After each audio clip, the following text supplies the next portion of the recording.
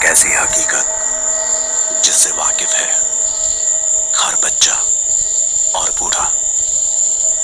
खौफ, जिसे मानो या न मानो, उसके कदमों की आहट सुनाई देती है हर वक्त आपके आसपास।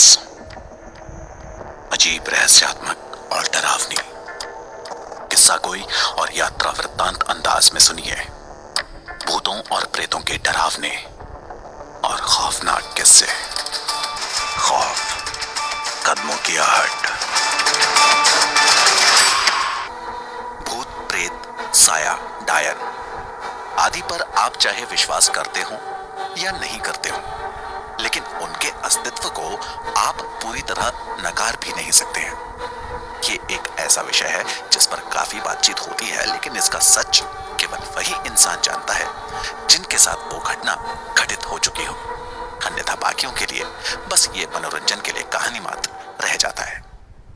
मेरा नाम आशीष ममगाई है और मैं दिल्ली का रहने वाला हूं। मैंने बचपन से ही अपने दादा से भूत और प्रेतों के बहुत किस्सों को सुना है। मुझे बचपन से ही यह रोचक विषय लगता था और मैं इसके बारे में और अधिक से अधिक जानना चाहता था। एक बार मेरे डिप्लोमा के द्वितीय वर्ष में सेमेस्टर ऑफ हुआ और 20 दिन के लिए कॉलेज बंद हुआ। मैंने निश्चय किया कि चंपावत में भाई के पास जाऊं। मेरा बड़ा भाई चंपावत में इलेक्ट्रिकल इंजीनियर था। मैंने घर वालों को किसी तरह वहां जाने के लिए राजी किया। उसके बाद कुछ जरूरी सामानों को एक छोटे से बैग में रखकर सुबह 5 बजे की बस कश्मीरी गेट से पकड़ ली। बड़े भाई से बात हो गई थी। उन्होंने बताया था कि शाम ठीक 4 बजे वो बस चंपावत बस अड्डे पर पहुंच जाती है और वो वहीं मिलने वाले थे। मैं पहली बार दिल्ली से इतनी दूर जा रहा था। मैं बहुत उत्साहित था क्योंकि मेरी इच्छा थी कि मैं भी एक दिन पहाड़ों की हसीन वादियों में घूम कर आऊं। अक्सर टीवी और फिल्मों में देखा करता था कि पहाड़ों का मौसम बड़ा ही रोमानी होता है और यह जगह घूमने के लिए बहुत ही सुंदर होती है। ये मेरा पहला अवसर भी था, तो मैं इस मौके को अच्छी तरह से भुनाना चाहता था। मैं बस में चाहकर भी नहीं सो पाया क्योंकि मेरे मन में यह चल रहा था कि कहीं मुझे नींद लग गई तो मैं अपने गंतव्य से आगे ना निकल जाऊं। मैं ठीक 4 बजे चंपावत के बस अड्डे पर पहुंचा। जैसे ही बस से बाहर निकला, मुझे वे मेरे बड़े भाई, जिनका नाम सुदर्शन ममगाई था, दिख गए। उनके साथ 3 लड़के और थे, शायद उनके दोस्त होंगे। उन्होंने मुझे देखा और मेरी तरफ बढ़ चले। यात्रा में किसी तरह की तकलीफ तो नहीं हुई?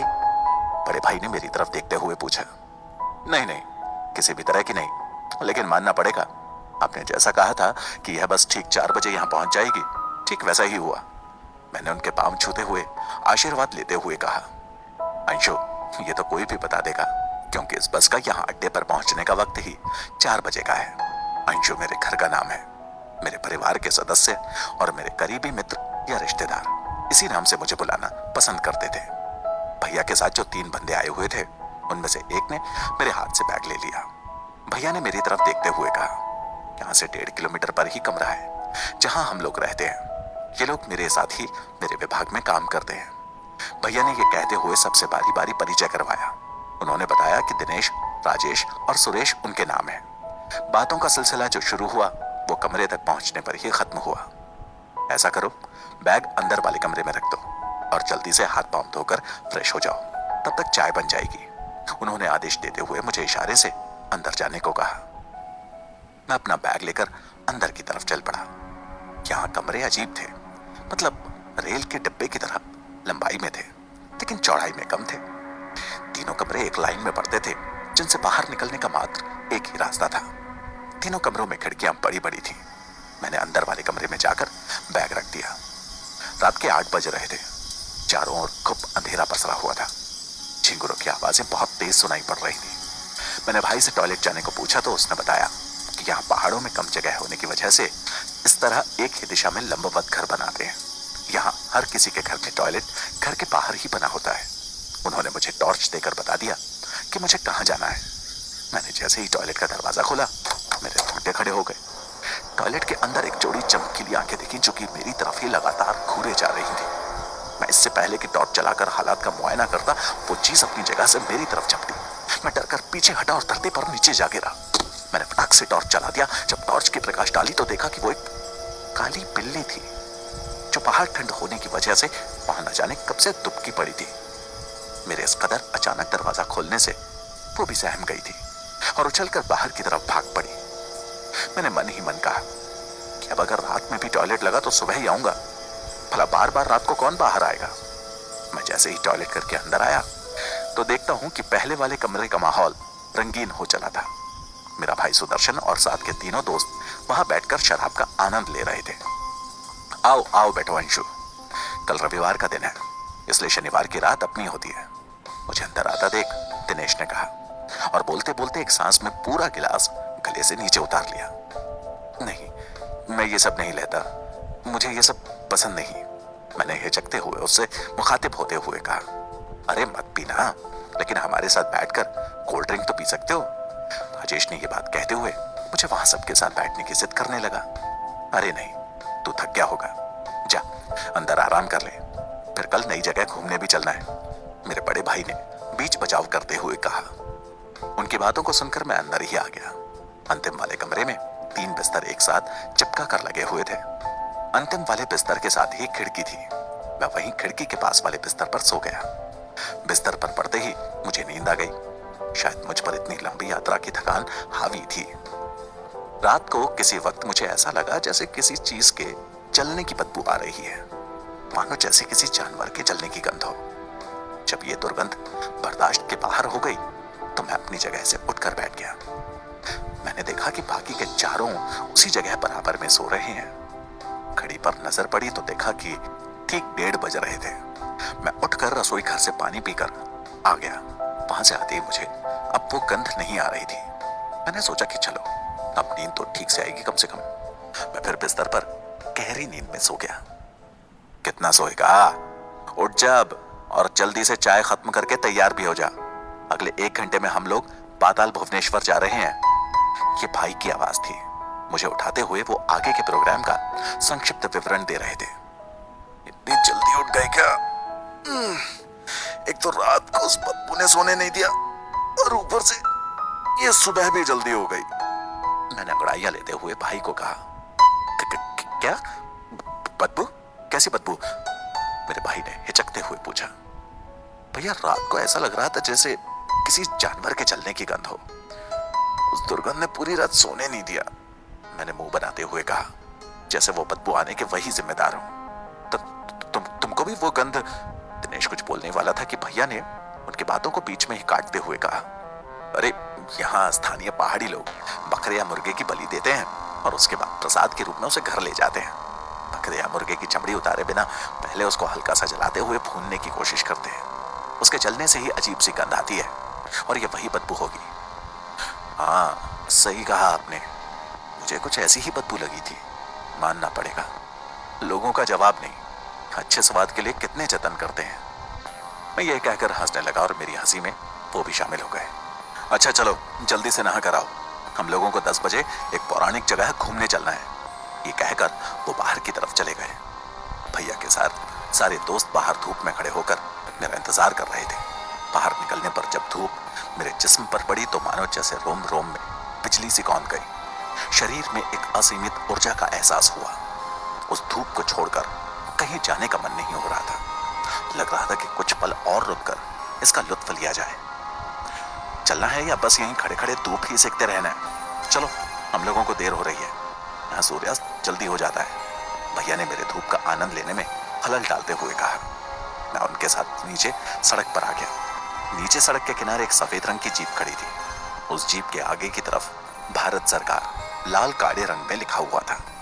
भैया वापकोस लिमिटेड, जो कि एक मिनी रत्न कंपनी थी, उसमें इलेक्ट्रिकल इंजीनियर के पद पर पिछले 3 साल से कार्यरत थे।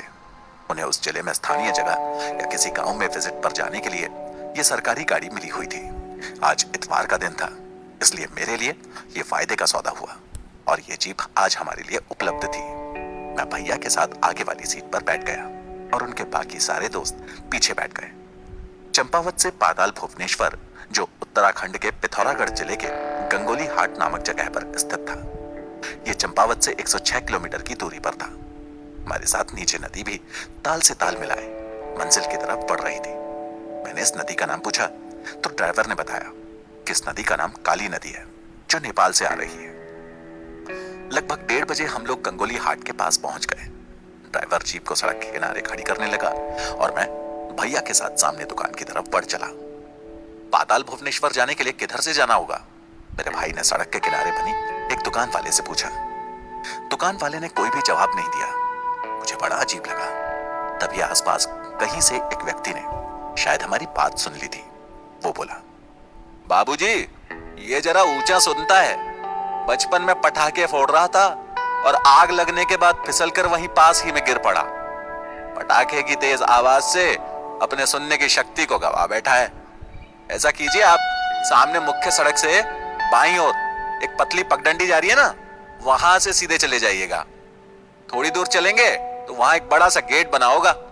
बस उसी गेट से अंदर जाने पर थोड़ी दूरी पर आपको वो जगह मिल जाएगी।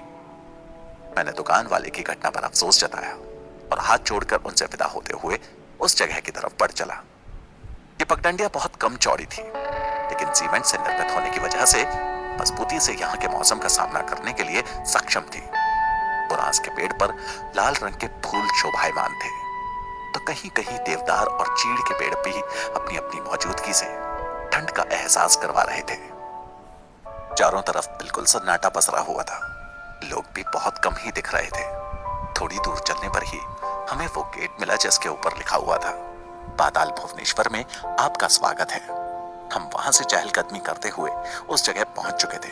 वहां एक गुफा थी जो अंदर की तरफ जाती थी। उस गुफा के बाहर ही एक पुजारी बैठा था, जिसने हमें अंदर जाने से रोक दिया। हमें अंदर जाने से क्यों रोक रहे हो? दिनेश ने पुजारी पर प्रश्नों की झड़ी लगा दी। ये सुनकर पुजारी विनम्र स्वभाव में बोला, आप सभी को इस पवित्र गुफा में चमड़े के सामान से निर्मित वस्तुएं जैसे पर्स, बेल्ट आदि ले जाने की मनाही है और मोबाइल कैमरा ले जाने पर भी प्रतिबंध है।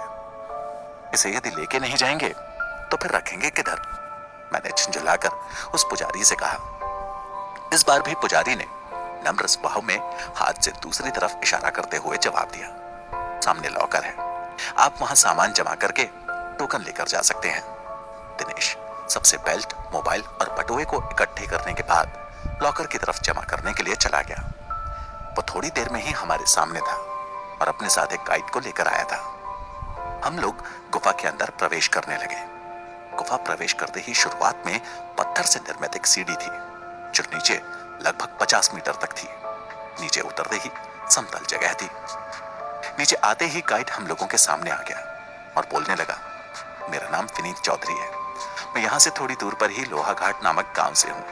मैं आपको इस गुफा से जुड़ी सारी आवश्यक जानकारी दूंगा। पाताल भुवनेश्वर मंदिर पिथौरागढ़ जनपद उत्तराखंड राज्य का प्रमुख पर्यटक केंद्र है। यह गुफा प्रवेश द्वार से 160 मीटर लंबी और 90 फुट गहरी है।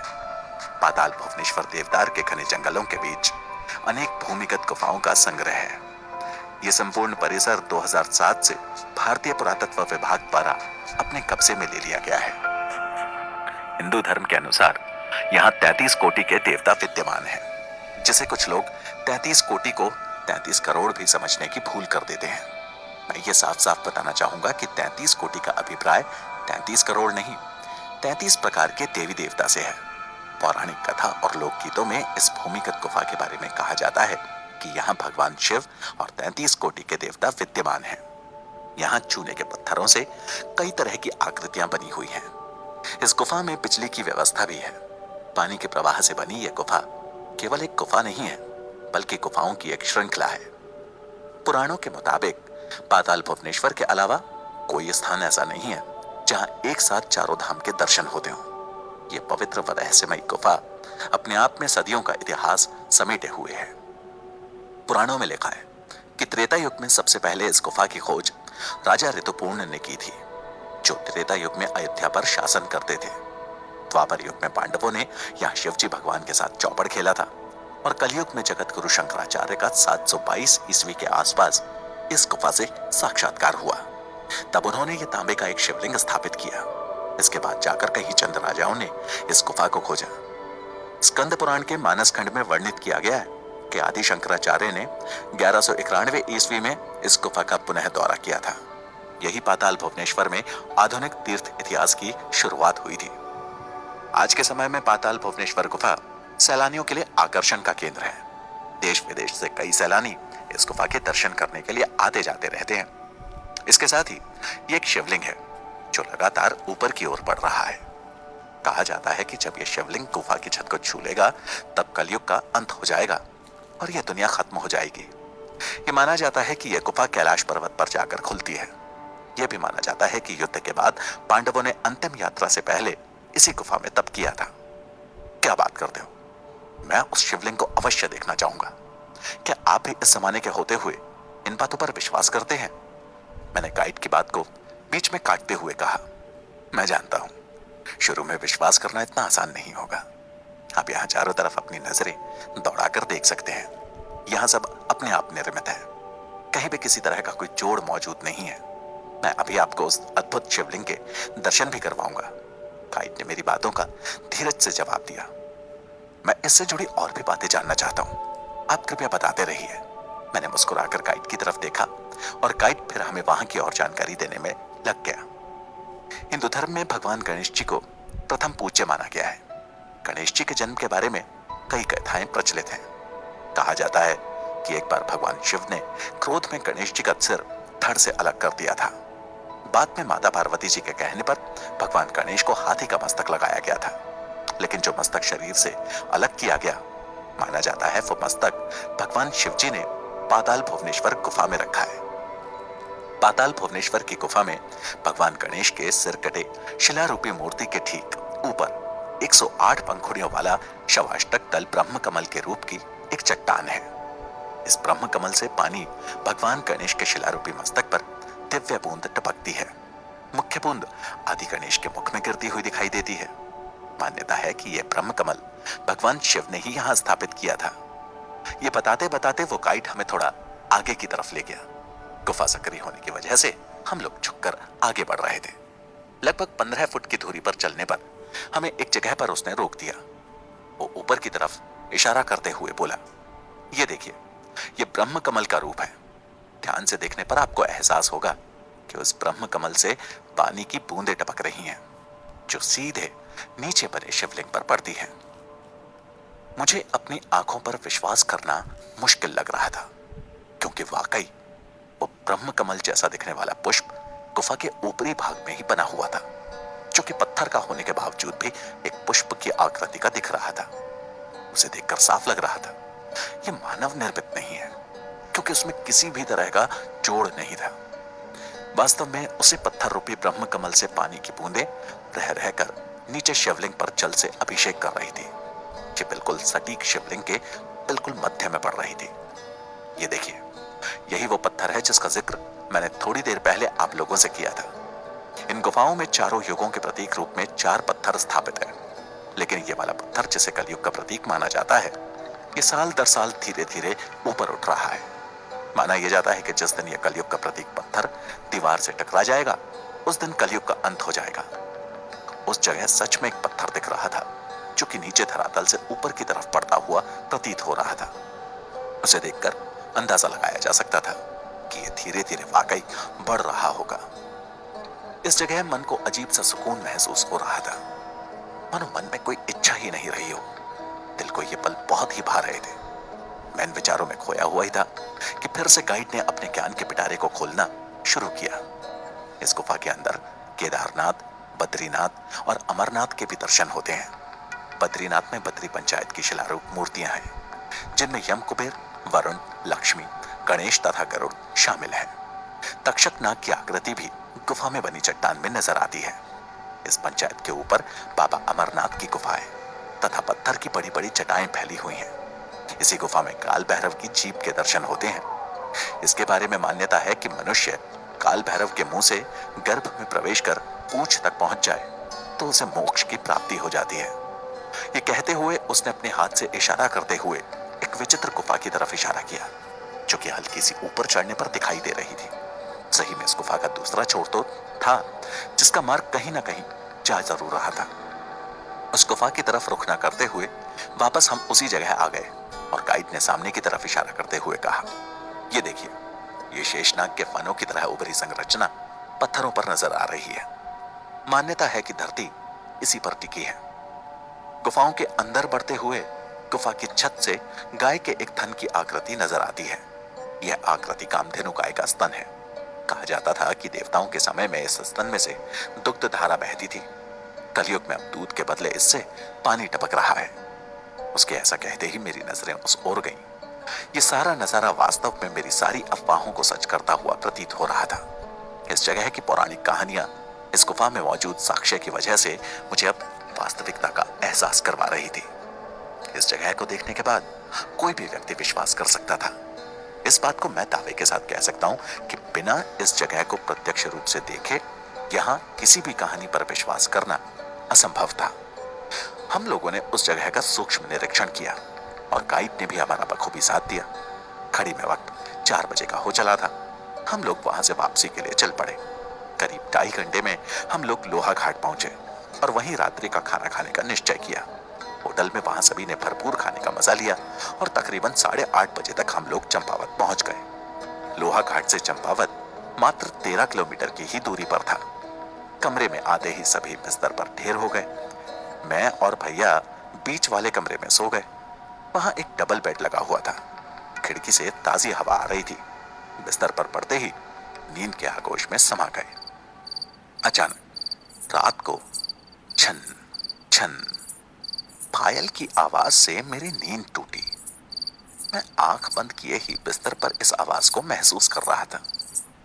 ध्यान देने से पता लगा कि धीरे धीरे ये आवाज तेज होती जा रही थी, जिसका यही प्रतीक था कि पायल पहने कोई समीप ही आ रही है। यह आवाज सुनते ही मेरे पूरे शरीर में जैसे करंट सा दौड़ गया। मैंने अपनी एक आंख को खोलकर अपने हाथों की तरफ देखा। मेरा रोम रोम खड़ा हो चुका था। मैंने हिम्मत की और चौंक कर अपनी जगह उठकर बैठ गया कि तभी वो पायल की आवाज अचानक बंद हो गई। मैंने पास ही मेज पर रखे बोतल से पानी पिया और वापस अपने बिस्तर में घुस गया और चादर तान ली। मेरे चादर तानते ही वो पायल की छन्न छन्न आवाज फिर से आनी शुरू हो गई। अब तो इस आवाज ने मेरी नींद कोसों दूर भगा दी थी। मैं फिर से अपनी जगह पर उठ खड़ा हुआ, लेकिन इस बार आवाज आनी बंद नहीं हुई। मैंने सोचा कि बगल में लेटे भाई को उठाऊं। ये सोचकर जैसे ही मैंने भाई की तरफ हाथ बढ़ाया कि तभी वो आवाज आनी बंद हो गई। मैं थोड़ी देर वहीं मूर्त बना बैठा रहा। ऐसा नहीं था कि आवाज आनी बंद हो गई। वो आवाज थोड़ी थोड़ी देर में 4 से 5 सेकंड्स के लिए आती और फिर 3-4 मिनट के बाद वही छन छन, जैसे कोई औरत भारी पायल जिसमें घुंघरू की मात्रा ज्यादा हो वो पहनकर चली आ रही है। अब मेरा दिल जोर जोर से धड़कने लगा। एक वक्त तो डर मुझ पर इतना हावी हुआ कि ऐसा लगा कि दिल छाती से निकलकर मेरे मुंह में आ जाएगा। मेरे तो बिल्कुल ही समझ में नहीं आ रहा था कि क्या करूं। मैंने सोचा कि क्यों ना मैं खुद दरवाजे को खोलकर देख लूं कि यह आवाज कैसे आ रही है। कहीं कोई शरारत तो नहीं कर रहा। मैं अपनी जगह से उठा और सबसे पहले अंदर वाले कमरे की तरफ गया। वहां बाकी के तीनों लोग तो घोड़े बेचकर सो रहे थे। मैंने फिर बाहर का रुख किया और दरवाजे को खोलकर बाहर जाने का दृढ़ निश्चय किया। फटाक से दरवाजे की कुंडी को खोलते ही झटके के साथ दरवाजा खोल दिया और बाहर आ गया। और दरवाजे को खोलकर जैसे ही बाहर निकला, बाहर से फिर छन छन छन। इस बार आवाज बिल्कुल मेरे सामने से आती हुई महसूस हुई, मानो कोई नई नवेली दुल्हन इस तरफ चली आ रही हो। लेकिन मुझे ताज्जुब हुआ कि यह आवाज केवल सुनाई दे रही थी, दिख कुछ भी नहीं रहा था। भला ये कैसे संभव हो सकता था? मैंने उस आवाज का पीछा किया और घर के पीछे जैसे ही आया, अचानक आवाज बंद हो गई। मैं जैसे ही मुड़ने को हुआ तो मुझे एहसास हुआ कि किसी ने पीछे से मेरा कंधा पकड़ा हुआ है। मेरे माथे से बहता पसीना कान के रास्ते होता हुआ गर्दन से नीचे की तरफ बहते हुए झुरझुरी पैदा कर रहा था। मैं जड़ मूर्त बनकर वहीं खड़ा रहा। मेरे अंदर पलट कर देखने का भी साहस नहीं हुआ। अंशु, अंशु, तुम यहाँ इतनी रात गई क्या कर रहे हो? यह आवाज जानी पहचानी से लग रही थी। मैं मन ही मन बजरंगबली को याद करते हुए पीछे की तरफ पलटा और पीछे पलटने के बाद आंखें खोली तो अवाक से रह गया। तू यहाँ इतनी रात को, वो भी घर के पीछे की तरफ, इस जगह पर क्या कर रहा है? मेरा भाई वहां खड़ा था और आश्चर्य से मुझे ताड़ते हुए पूछ रहा था। मुझे काफी देर से पायल की आवाज आ रही थी। मैं उसी आवाज को सुनते हुए, तूने ठेका ले रखा हुआ है क्या हर चीज का? इतनी रात को बाहर अकेले और बिना पूछे मत जाया कर। यहाँ जंगली जानवर भी होते हैं। ये कहते हुए मेरा हाथ पकड़कर कमरे के अंदर जाकर दरवाजा बंद कर लिया और सो गए। मैं बिस्तर पर लेटा तो था, लेकिन नींद कोसों दूर थी। मेरे जहन में कई सवाल घर कर गए थे। आखिर कौन थी वो औरत? इतनी रात को कहां भटक रही थी? क्या वो कोई दुल्हन थी या बस मेरा वहम? नहीं नहीं नहीं, वहम नहीं था, क्योंकि ये जागती आंखों से देखा था मैंने, और उस आवाज को मैंने काफी करीब से महसूस भी किया था। ये सोचते सोचते कब सूर्योदय हो गया इसका एहसास ही नहीं हुआ।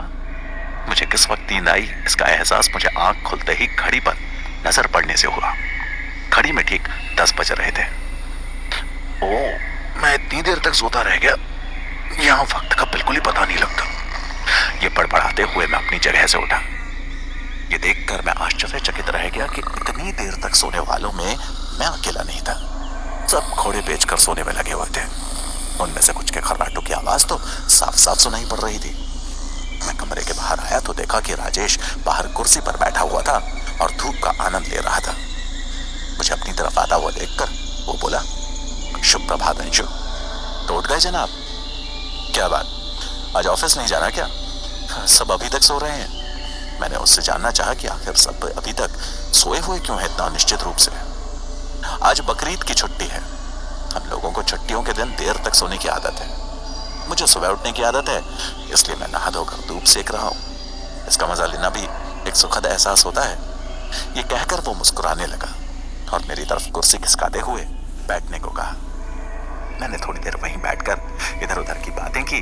फिर मैं वहां से उठकर फ्रेश होने चला गया।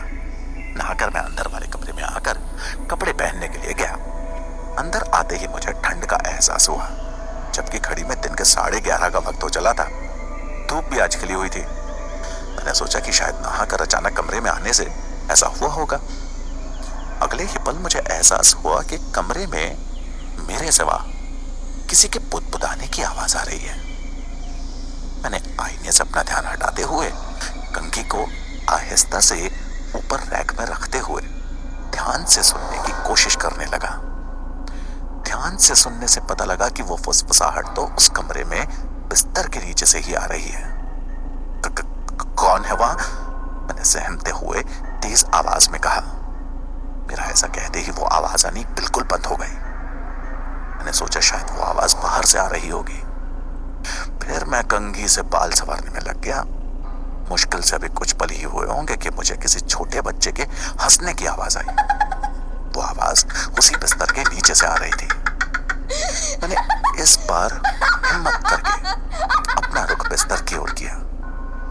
मैंने झुक कर देखा तो अगले ही पल पछाड़ खाकर गिर पड़ा। पलंग के नीचे एक छोटा सा बच्चा कोने में बैठा हुआ था और न जाने किससे बातें कर रहा था। बात करने के दौरान वो कभी यूं हंसता जैसे किसी ने उसे गुदगुदी की हो। बीच बीच में खुद को उस गुदगुदी से बचाने का प्रयास भी कर रहा था। मैं वहीं जमीन पर लेटे लेटे ये सब नजारा देख रहा था। मेरी समझ में नहीं आ रहा था कि ये बच्चा है कौन और यहाँ पलंग के नीचे कहां से आ गया। यदि आ भी गया तो वो वहां किसके साथ खेल रहा है, जो उसे तो दिख रहा था लेकिन मुझे नहीं। एक पल को मुझे लगा कि ये वहम है, लेकिन जब दोबारा मैंने अपनी आंखों को मीच कर देखा तो वही दृश्य था। खेलते खेलते उस बच्चे की नजर मेरी तरफ गई और वो मुझे बहुत गुस्से से देखने लगा, जैसे मैंने उसके किसी कार्य में विघ्न डाल दिया हो। उसका चेहरा गुस्से से लाल हो गया। लगभग वो 2 से 2.5 साल का लग रहा था, लेकिन इतने छोटे से बच्चे को आखिर इतना खतरनाक गुस्सा कैसे आ सकता है? इससे पहले कि मैं कुछ और समझ पाता, उस बच्चे ने अपने दाहिने हाथ को उठाते हुए मुट्ठी को बंद करने जैसी हरकत की और ऐसा करने के बाद उसने अपनी दोनों आंखों को बंद करते हुए बाईं तरफ एकदम झटके के साथ एक खोपड़ी को लटका दिया, जैसे किसी को फांसी दे दी हो। मैं हड़बड़ाकर उस जगह से उठकर चीखते हुए बाहर की तरफ भाग खड़ा हुआ। बचाओ मुझे! बाहर मैं एक टेबल से टकरा गया जिस पर कैरम बोर्ड रखा हुआ था। वो जमीन पर गिर गया। भैया बाहर अपने दोस्तों के साथ कैरम खेल रहे थे। मेरे इस तरह तेज दौड़कर भागने की वजह से मैं टकरा गया था। मुझे और उनके एक दोस्त को बहुत तेज चोट लगी थी। अरे पागल है क्या? क्या हुआ? कहां है भूत? सभी ने एक साथ प्रश्नों की झड़ी लगा दी। मैंने कमरे की तरफ इशारा करते हुए कहा, वो आखिरी वाले कमरे में पलंग के नीचे घुसा हुआ है। मेरे इतना कहते ही सभी अंदर की तरफ भाग खड़े हुए। सभी अंदर गए और सब अपना पेट पकड़ते हुए हंसते हुए बाहर आए। अचानक इस व्यवहार से मुझे बड़ा अजीब लगा। मुझे लगा कि ये सब इन्हीं में से किसी एक का खेल है। मुझे बहुत तेज गुस्सा आ रहा था। तभी एक ने अपनी हंसी को बड़ी मुश्किल से रोकते हुए कहा, भाई छोटे भूत को तो लेते आओ। उसका इतना कहना ही और सब के सब हंसने लगे। मेरी उलझनें और बढ़ती जा रही थी। तभी मैंने देखा कि दिनेश उस बच्चे को गोदी में उठाता हुआ बाहर लाया और बोला, ये कोई भूत वूत नहीं है, इस बच्चे का नाम डुग्गू है, जो पड़ोस में ही रहने वाली भाभी का बच्चा है। ये अक्सर खेलते खेलते हमारे कमरे में घुस जाता है। उनके ऐसा कहते ही मेरी जान में जान आई। मैं भी उन लोगों के साथ झूठी हंसी में शामिल हो गया। जब स्थिति सामान्य हो गई तब मेरे मन में यह प्रश्न उठा कि अगर वो बच्चा अनजाने में पलंग के नीचे आ गया था तो फिर वो इस तरह गुस्से से लाल कैसे हो गया था। फिर वो हाथ को बढ़ाते हुए अजीब सी हरकत करना छोटे बच्चे के बस की बात नहीं है। आखिर वो बुदबुदा भी तो रहा था कुछ, जैसे किसी से सच में बात कर रहा हो। इतना ही नहीं, उसे गुदगुदी भी तो हो रही थी। मेरा दिल ये विश्वास करने को तैयार नहीं था कि यह कोई सामान्य घटना थी। मुझे ये सब किसी को भी बताना व्यर्थ लग रहा था, क्योंकि इस बात का विश्वास तो दूर की बात है, किसी ने सुननी भी नहीं थी। पायल वाली घटना भी तो घटित हुई थी ना। हो ना हो, कोई तो बात है जो किसी अनहोनी की तरफ इशारा कर रही है। इन्हीं ख्यालों में खोए खोए न जाने कब शाम हो गई, आभास ही नहीं हुआ। हम लोग खाना खाने के बाद सोने चले गए। मेरा बड़ा भाई और दिनेश बाहर वाले कमरे में सो गए। मैं राजेश और सुरेश के साथ अंदर वाले कमरे में सो गया। आज मुझे नींद नहीं लग रही थी। मैं आज इस पायल की आवाज और उस अजीब सी जले हुए दुर्गंध को फिर से एहसास करने का इंतजार कर रहा था। मैं मोबाइल में साउथ इंडियन मूवी देखने में लग गया। राजेश भी साथ में मूवी देखने लगा। लगभग आधे मूवी देखने के बाद मेरी नजर राजेश पर गई। वो सो चुका था। मोबाइल के प्रकाश से मेरी आंखों में चुभन का एहसास हुआ। मैंने मोबाइल को साइड में रखकर सोने का निश्चय किया। जैसे ही मैंने मोबाइल को साइड में रखा, मुझे खिड़की के बाहर किसी के जाने का एहसास हुआ। उस शख्स ने लाल रंग के कपड़े पहने थे, बस इतना ही देख पाया था। थोड़ी देर में ही छन छन पायल की आवाज फिर से आनी शुरू हो गई। मैंने लेटे लेटे खिड़की से बाहर की तरफ नजर घुमाई तो खिड़की से चांद की रोशनी अंदर आ रही थी। मैंने इस बार हिम्मत करके पास में लेटे राजेश को उठाया। वो काफी गहरी नींद में था। मैंने जब अपने दोनों हाथों से बलपूर्वक हिलाकर उठाया तो वो बोला, क्या हुआ, क्यों उठा रहे हो इतनी रात को? अपनी आंखों को मलते हुए उसने ये बात कही। मैंने उसे बाहर खिड़की की तरफ इशारा किया तो मेरी बात नहीं समझ पाया। उसकी नजर मेरे माथे पर पसीने की बूंदों पर पड़ी तो वो चौंक कर बोला, क्या बात है, कोई बुरा सपना देख लिया क्या? ऐसी ठंड में तुम्हारे माथे पर पसीना क्यों छलक रहा है? वो औरत बाहर घूम रही है, आज मैंने उसको देख। कौन औरत? तुम किस औरत की बात कर रहे हो? राजेश ने चौंकते हुए मुझसे पूछा। आज जब तुम लोग सुबह मेरी बातों पर हंस रहे थे तो मैंने पूरी बात नहीं बताई। मुझे लगा कि क्या पता तुम लोग मेरी बातों पर विश्वास नहीं करोगे। कौन सी बात? आखिर तुम कहना क्या चाह रहे हो? मेरी तो कुछ भी समझ में नहीं आ रहा। सुबह जब मैं उस छोटे से बच्चे जिसका नाम डुग्गू था उसे देखकर यूं ही नहीं भयभीत हुआ था। वो बच्चा बेड के नीचे किसी से बात कर रहा था। बात करते करते मुझे महसूस हुआ वहां कोई ना कोई औरत थी जो रह रहकर उसे गुदगुदी करके हंसाने का प्रयास कर रही थी। उसने हंसते हंसते अचानक मेरी तरफ देखा और हाथ उठाकर मुट्ठी बंद करने की कोशिश की, जैसे वो मेरे गले को दबाना चाहता हो। उस वक्त उसकी आंखें सुर्ख लाल थी। एक साधारण 3 साल का बच्चा इस तरह नहीं कर सकता। वो मुझे तो लगा उसके साथ वही औरत थी जिसे मैंने अभी थोड़ी देर पहले खिड़की से बाहर उस तरफ वहां जाते हुए देखा है। मेरी बात अब शायद राजेश के कुछ पल्ले पड़ रही थी। वो ध्यान से मेरी हर बात को सुन रहा था। इतना सुनते ही वो बोल पड़ा, तुम्हें ये बात सुबह बतानी चाहिए थी। खैर छोड़ो, लेकिन तुमने बाहर किस औरत को देखा? बस थोड़ी देर रुक जाओ, तुम्हें खुद पता चल जाएगा। ये कहकर मैंने उसे खिड़की की तरफ नजर टिकाए रखने को कहा, लेकिन उसने मेरी बातों की ओर ध्यान न देते हुए प्रश्न कर डाला, दावे के साथ कैसे कह सकते हो कि वो औरत वही है जिसे तुमने खिड़की से बाहर देखा था? चलो मान भी लिया कि ये वही औरत है, तो तुम दावे के साथ कैसे कह सकते हो कि वो फिर?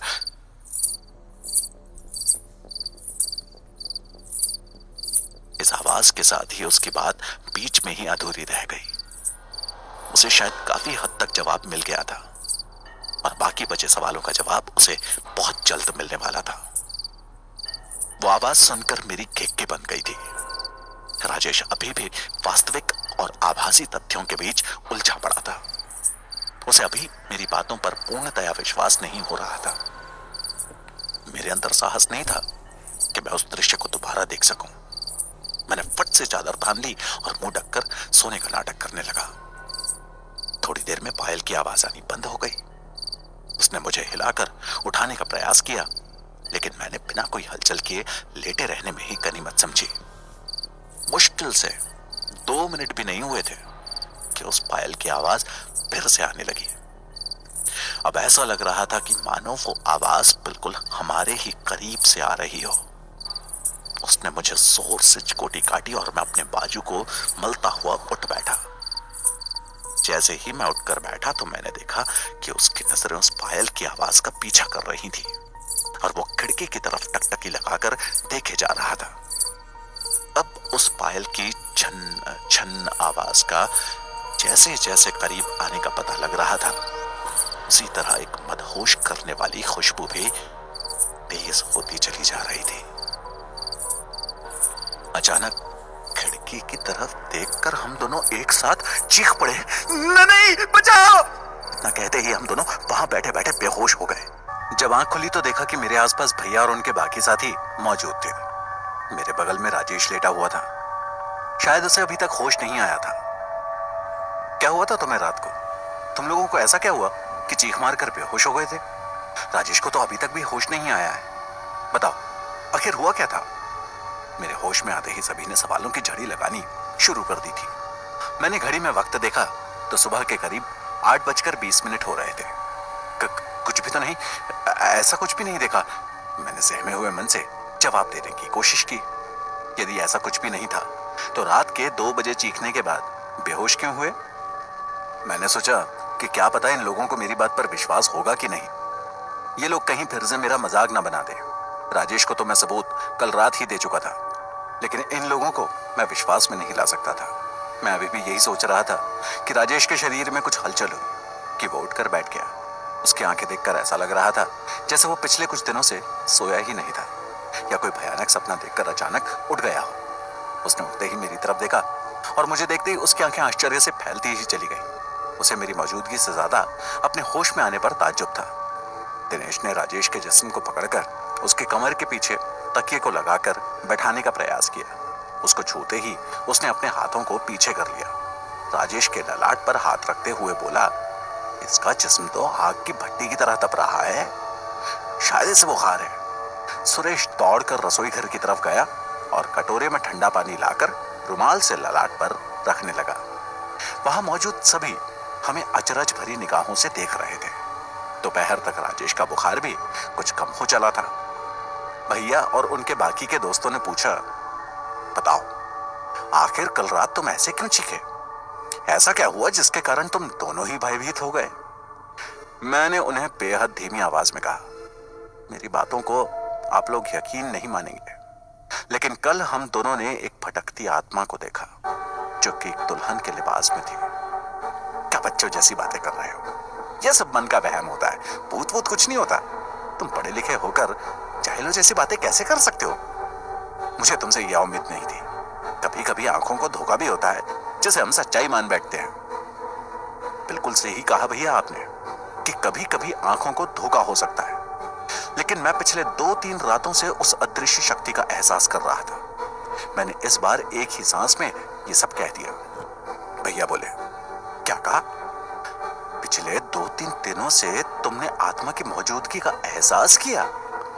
इस बार बारी राजेश की थी। वो इतना सुनते ही तपाक से बोल पड़ा, ये बिल्कुल सच कह रहा है। पहले मैंने भी इसकी बातों का विश्वास नहीं किया, लेकिन जब कल साक्षात मैंने उस लाल जोड़े वाली दुल्हन की आत्मा को देखा तो लाल जोड़े वाली दुल्हन? कहां देखा तुमने उसे? दिनेश ने उससे सवाल किया।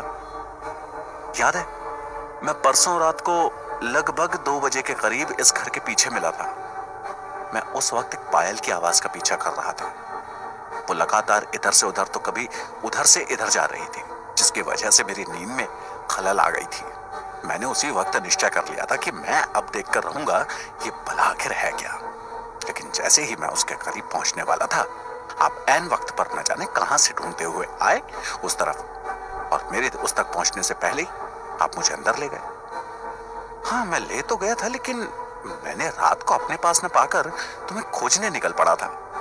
जैसे ही बाहर आया तो मैं घर के पिछवाड़े में जाते हुए देखा, तो मैं भी तुम्हारे पीछे हो चला था। भैया की इन बातों से मेरी बातों को बल मिल गया था। शायद वे आज मुझे ठीक से समझने को तैयार थे। मैंने मौके का फायदा उठाते हुए कहा, याद है कल सुबह भी आप लोगों ने मेरा उस छोटे से बच्चे से डर जाने को मजाक में ले लिया था, मगर वास्तविकता पर आप में से किसी ने भी ध्यान नहीं दिया। बात दरअसल ये थी कि इस बच्चे के साथ बिस्तर के नीचे वही लाल जोड़े वाली दुल्हन थी जो उस बच्चे से खेलने का प्रयास कर रही थी।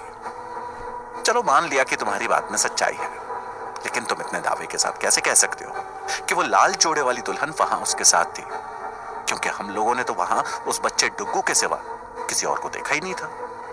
भैया मेरी बातों में अब रुचि ले चुके थे। वे अब बहुत गौर से मेरी बातों को सुन रहे थे। देखा तो मैंने भी नहीं था उस औरत को वहां, लेकिन मैंने ध्यान से देखा तो ये पता लगा कि उस बच्चे को रह रहकर कोई गुदगुदी करके हंसाने की कोशिश कर रहा था। जब उसे गुदगुदी होती, वो अपने हाथों से किसी को रोकने का प्रयास कर रहा था, जैसे सामने उसके वाकई में कोई हो। मैंने उन्हें एक ही सांस में ये सारी बात कह दी, जैसे मुझे ये कंठस्थ याद हो। मेरी बातों को सुनने के बाद दिनेश बोला, लेकिन तुम्हें कैसे पता कि वो जो भी बंदा या बंदी डुग्गू के साथ थी, वो लाल जोड़े वाली कोई दुल्हन ही थी? उसकी बातों को सुनते ही जैसे ही मैंने जवाब देना चाहा, तभी राजेश बोल पड़ा। मैं और अंशु रात को मोबाइल पर साउथ इंडियन मूवी देख रहे थे। देखते देखते मुझे इसका एहसास नहीं हुआ कि मुझे कब नींद आ गई। जब मेरी नींद टूटी तो उस वक्त घड़ी में 2 बजे का वक्त हो रहा था और मुझे अंशु ने उठाया। उठते ही जब मेरी नजर अंशु पर पड़ी तो उसके चेहरे के तोते उड़े हुए थे। ये किसी पायल के शोर की बात कर रहा था और खिड़की से किसी लाल जोड़े वाली औरत को जाते हुए देखा है, ऐसा कहा। शुरू में तो मुझे भी इसकी बातों पर कोई विश्वास नहीं हुआ, लेकिन थोड़ी देर में मैंने उस पायल की छन्न छन्न की आवाज फिर से आनी शुरू हो गई तो मैंने सुनी वो आवाज। फिर थोड़ी देर बाद वो बंद हो गई। लगभग कुछ सेकंड के इंतजार के बाद पायल की आवाज आनी फिर से शुरू हो गई थी। इस बार पायल की आवाज से ऐसा लग रहा था मानो बिल्कुल ही कहीं पास से आ रही हो। मैं और अंशु टकटकी लगाकर खिड़की की तरफ देख रहे थे। पायल की छन्न छन्न की आवाज जैसे जैसे करीब सुनाई देती जा रही थी, वैसे ही हमारे दिलों की धड़कनों को तेज होते हुए आसानी से महसूस किया जा सकता था। अचानक खिड़की पर एक लाल जोड़े में सजी हुई औरत दिखी, जिसे देखकर ऐसा लगा जैसे उसने आज 16 श्रृंगार किया हो। उसके इस तरह से अचानक सामने आने से मन में खौफ तो था, लेकिन उसकी बला की खूबसूरती को देखते ही वो डर काफूर हो गया। उसकी पलकें झुकी हुई थी, उसके गुलाब की पंखुड़ी जैसे होठ न जाने कितने राज छिपाए बैठे थे। उसके नाक में सोने की बुलाक उसकी सुंदरता को और यौवन को निखार रहा था। उसके माथे और कुमकुम के निशान चांद सितारों की तरह झिलमिला रहे थे। उसकी सुंदरता ने हमारा मन मोह लिया था। हम अपनी सारी सुध-बुध खोकर बस उसकी सुंदरता में डूब गए थे। अचानक उसने अपनी खोपड़ी उठाई और हमारी तरफ देखा। उसने जैसे ही अपना चेहरा उठाया तो मेरी नजर उसके होठों पर गई। उन होठों से खून रिस रहा था। आंखों की पुतलियां बिल्कुल फैली हुई थी, जैसे न जाने कितने वक्त से खुली की खुली रह गई थी। उसका मोहिनी रूप देखते ही देखते बदलने लगा था।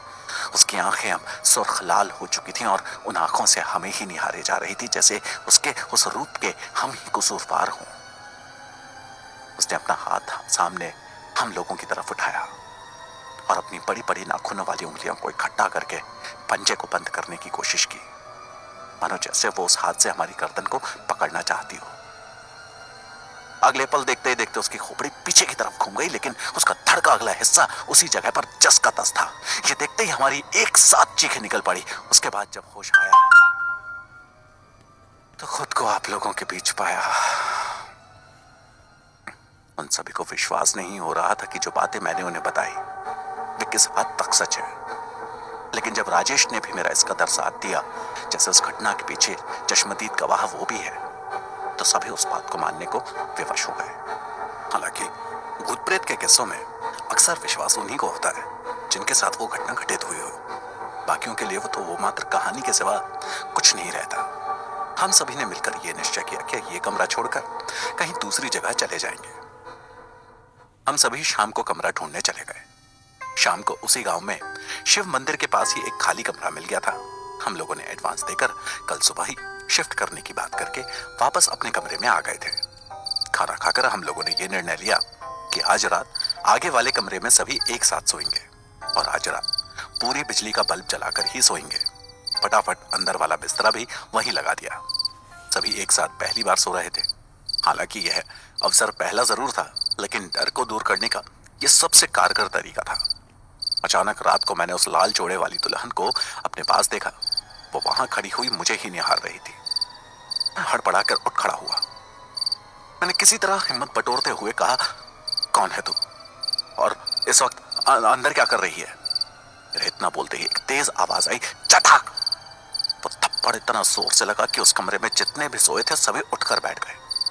उसने चांटा मारने के बाद कहा, आज ये बत्ती क्यों जलाई है? मुझे यहां भटकने में दिक्कत होती है। ऐसा कहते ही वो कमरे से बाहर चली गई। सभी ने दांतों तले उंगली दबा ली, ये देखकर कि वो लाल जोड़े वाली दुल्हन को बाहर जाने के लिए दरवाजा खोलने की जरूरत नहीं पड़ी। वो उस दरवाजे के आर पार निकल गई थी। उसके बाहर जाते ही कमरे में बिजली का बल्ब फ्यूज हो गया। ये दृश्य देखते ही हम सभी की नींदें उड़ चुकी थी। मेरे गाल पर 5 उंगलियों के निशान को साफ देखा जा सकता था। सभी ने जैसे तैसे सुबह होने का इंतजार किया। सूर्योदय होते ही हम सभी सबसे पहले पड़ोस में ही डुगू के घर गए। हमें एक साथ देखकर वो लोग बिल्कुल भी नहीं घबराए। उन्हें देखकर ऐसा लगा कि जैसे उन्हें सब मालूम हो। डुगू के पापा, जिनका नाम पंकज पुनेठा था, उन्होंने हमें बैठाया और शांति से हमारी व्यथा सुनी। सुनने के बाद उन्होंने कहा, देखिए, आप लोग खुशकिस्मत हैं कि किसी के साथ कुछ भी नहीं हुआ। वो तो तुम लोग हो जो पिछले 4 महीने से इस कमरे में रह रहे हो। अन्यथा इस कमरे में पिछले 7 सालों से कोई भी व्यक्ति 2 महीने से ज्यादा नहीं टिक पाया है।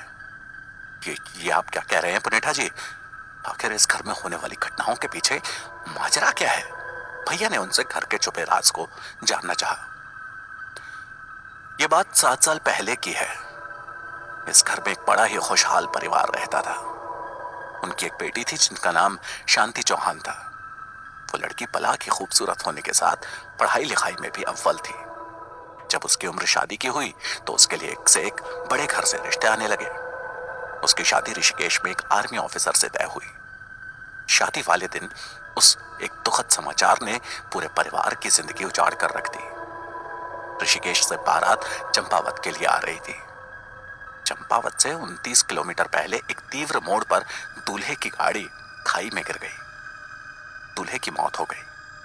उसकी लाश आज तक किसी को नहीं मिली, क्योंकि वो नदी में बहती हुई पता नहीं कितनी दूर चली गई थी। जब ये बात दुल्हन को पता चली तो वो ये सदमा बर्दाश्त नहीं कर सकी और उसने कमरे को बंद करके अपने ऊपर मिट्टी के तेल को छिड़क कर आग लगा ली। उसका परिवार इस सदमे से उबर नहीं पा रहा था, इसलिए उन लोगों ने यह घर सस्ते दामों में बेचकर यहां से कहीं दूर चले गए। उनके जाने के बाद यहां उस अभागन को देखना आम बात हो गई थी। यहां जितने भी लोग किराए पर आए, उनको हमेशा रात को 1 बजे के बाद इस तरह की अजीब घटनाएं दिखाई देने लगी। यहां कोई भी 2 महीने से ज्यादा नहीं टिक पाया और पिछले 7 सालों से अधिकतर इस घर में ताला ही लटका मिलता था।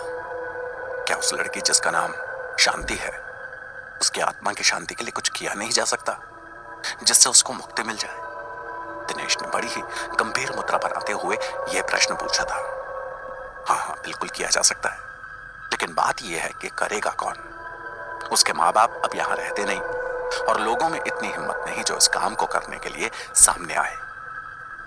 वैसे भी कहते हैं कि इंसान के भाग्य में जितनी उम्र लिखी है उसे काट कर ही जाना पड़ता है। यदि किसी की असामयिक मौत हो भी जाए तो उसे प्रेत योनि में भटक कर उतने साल पूरे करने ही पड़ते हैं। हम लोगों ने पुनेठा जी को धन्यवाद किया और उनसे विदाई ली। शाम ढलने से पहले हम लोगों ने कमरा शिफ्ट कर दिया। उस दिन के बाद कभी उस पुराने भुतहा घर की तरफ भूल कर भी रुख नहीं किया। मैं भी 2 दिन और रुकने के बाद वापस दिल्ली आ गया। मुझे घर आकर इस बात का एहसास हुआ कि अपना घर अपना ही होता है, जहां सुकून भरी जिंदगी जी जा सकती है बिना किसी शिकायत के।